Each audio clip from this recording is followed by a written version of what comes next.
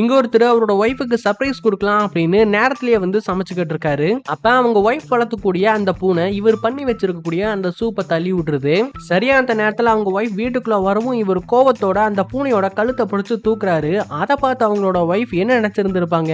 இங்க ஒரு லேடி அவருடைய ஹஸ்பண்ட பார்த்து உங்க அம்மா எனக்கு சுத்தமா பிடிக்கல அப்படின்னு சொல்லிக்கிட்டே அவங்களுக்காக சாப்பாடு கொண்டுட்டு போறாங்க.